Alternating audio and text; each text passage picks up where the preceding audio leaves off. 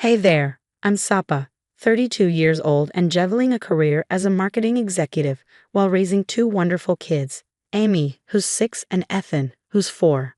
My husband Mark and I have been married for 8 years, living in our cozy suburban home, complete with a white picket fence.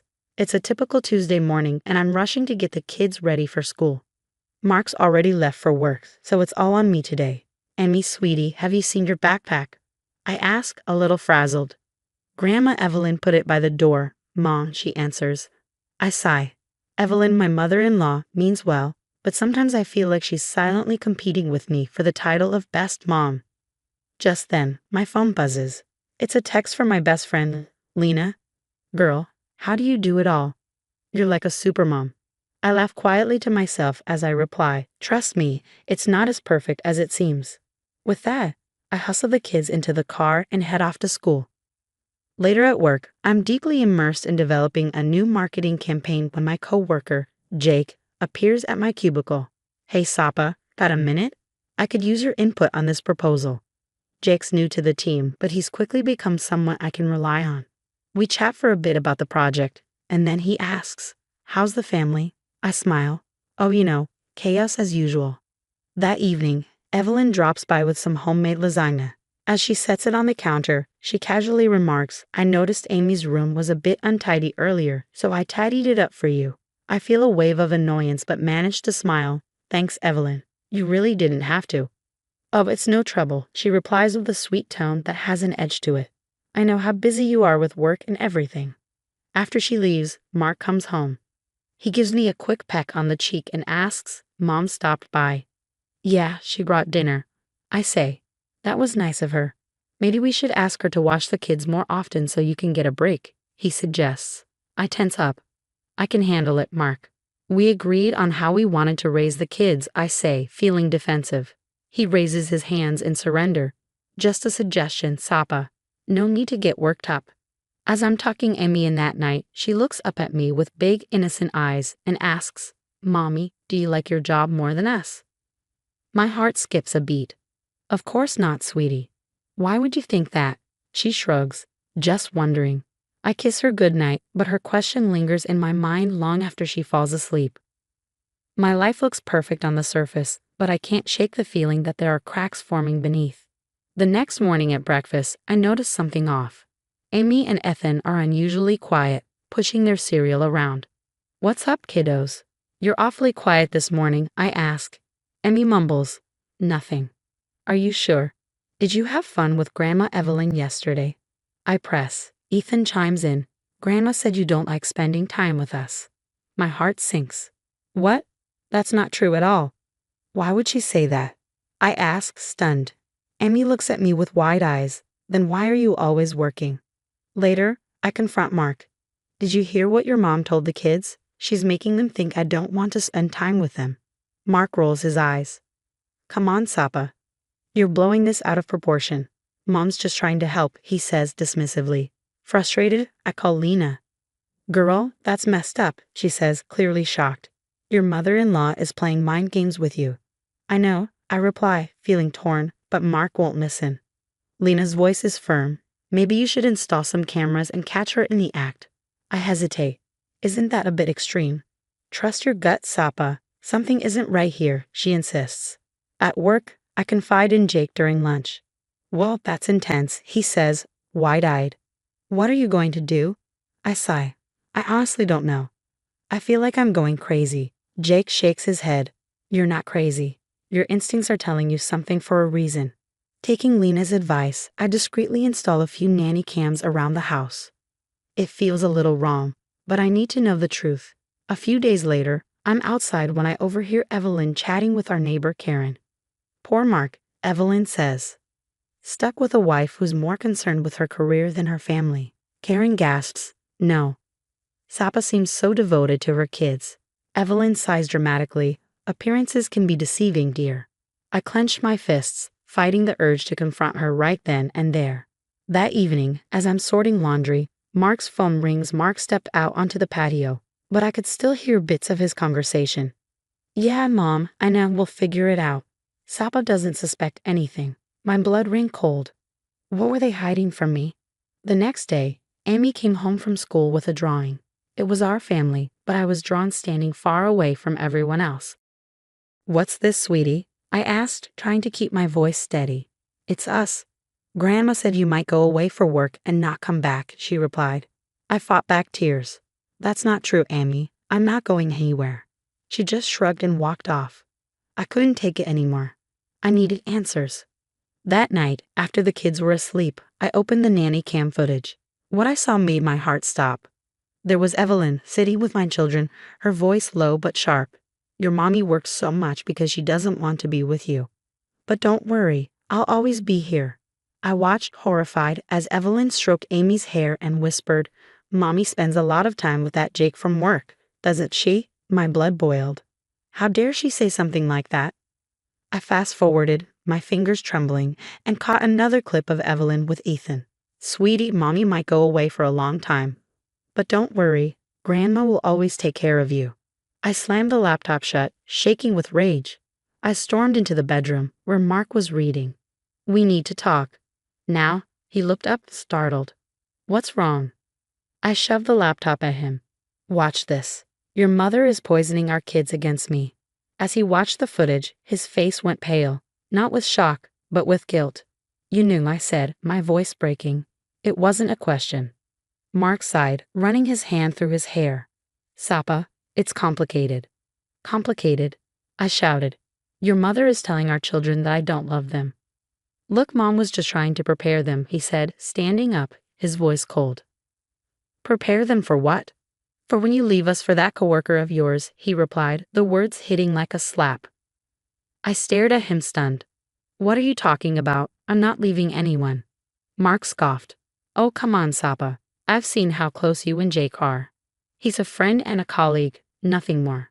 How could you even think that?" He looked away, because that's what happens. People get close at work, and families fall apart. Suddenly, it clicked. "Is that what happened with you and your secretary, Lisa?" His silence was all the confirmation I needed. "How long?" I demanded. 6 months, he mumbled. I felt like the ground had been ripped out from under me. "So you and your mother cooked up this scheme to make me the villain and get custody of the kids?" My voice was shaking with fury. Mark had the decency to look ashamed. "Mom thought it would be easier on the kids if they believed you'd already abandoned them." "Easier?" I spat. "You're destroying their trust in me. You're ruining their sense of security."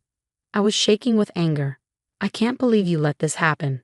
"I didn't mean for it to go this far," Mark said, reaching for me. I backed away. "Don't touch me. I can't even look at you right now."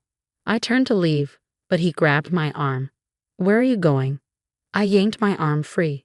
"To check on our kids. Someone needs to make sure they know they're loved." I found Amy and Ethan playing quietly in Amy's room. Their little faces broke my heart. "Hey, munchkins, can we talk?" They looked at me warily. "Is it true you're leaving us?" Ethan asked in a small voice. I pulled them both into a tight hug. "No, baby, I'm not going anywhere. I love you both more than anything in this world." "But Grandma said," Amy started. "Grandma was wrong," I said firmly. "I will always be here for you, no matter what." As I held my children close, I knew one thing for certain: this wasn't over. I had a fight ahead of me, for my kids, for the truth, and for justice against those who tried to tear us apart. The next morning, I called Lena and Jake to fill them in on everything. We met up at a cafe to figure out what to do next. "Girl, we need to take these snakes down," Lena said, slamming her fist on the table. Jake nodded in agreement. "I've got a buddy who's a private investigator. He might be able to dig up some dirt on Evelyn." I smiled weakly. "Thanks, guys. I don't know what I'd do without you." Over the next week, we uncovered a gold mine of information. Evelyn had a long history of meddling in Mark's relationships, driving away any girlfriends she didn't approve of. She'd even sabotaged his college romance by spreading rumors that the girl had cheated. Armed with this, I met with a lawyer, Sarah, who reviewed everything we had gathered. "This is strong evidence, Sapa," Sarah said, flipping through the files. "We can definitely use this in court." "What should I do next?" I asked. "Document everything. Every conversation. Every interaction with your kids. We're building a case," she replied. I nodded, determined. "I'm ready." The perfect opportunity came during a family barbecue. Everyone was there: Mark's siblings, cousins, even his father. Evelyn, as usual, was basking in the attention, doting on the kids. I took a deep breath, bracing myself, and stepped into the center of the gathering. "Everyone, I have something to say," I announced, my voice steady. The chatter stopped, and all eyes turned to me. Evelyn eyed me suspiciously. "For months now, Evelyn has been poisoning my children against me," I said, my voice ringing with clarity. "She's been telling them that I don't love them, that I might abandon them." Gasps and murmurs rippled through the crowd. Evelyn shot up from her seat, her face flushed with anger. "How dare you? I've done nothing but help this family." I pulled out my phone and, with a calmness I didn't feel, played the nanny cam footage. Her own voice, clear as day, filled the air, telling my children lies, manipulating their innocent hearts. The color drained from Evelyn's face. Mark leaped to his feet. "Sapa, stop this. You're embarrassing everyone." I turned to him, my eyes blazing with fury. "Oh, I'm embarrassing you? How about we tell everyone about your affair with Lisa?" The crowd erupted in shock. Mark's father looked like he might collapse from the revelation. "You've been cheating on Sapa," he bellowed. Mark stammered, trying to explain, but I wasn't done.